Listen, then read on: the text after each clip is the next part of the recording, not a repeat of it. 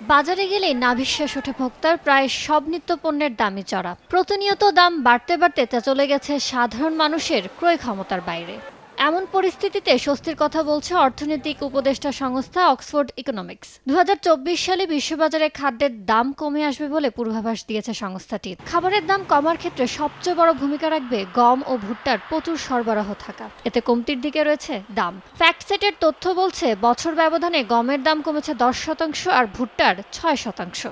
২০২২ সালে রাশিয়া ইউক্রেনে অভিযান শুরুর পর থেকে গম ও ভুট্টার উৎপাদন বাড়িয়েছেন কৃষকরা। এতে চলতি মৌসুমে বিশ্ববাজারে ভুট্টার রেকর্ড উৎপাদন হবে বলে মনে করে অক্সফোর্ড। পাশাপাশি বাড়ছে গমের উৎপাদনও, তবে তা ২০২২-২৩ মৌসুমের রেকর্ড উৎপাদনের তুলনায় কম হবে বলে জানিয়েছে অক্সফোর্ড ইকোনমিক্স। রাশিয়া ইউক্রেন যুদ্ধের জেরে খাদ্যশস্যের সরবরাহ ব্যবস্থায় যে চাপ সৃষ্টি হয়েছিল তা অনেকটাই কমে আসবে বলেও জানিয়েছে সংস্থাটি। বিশ্ববাজারে রাশিয়ার রফতানি করা গমের কারণে স্থিতিশীল রয়েছে দাম।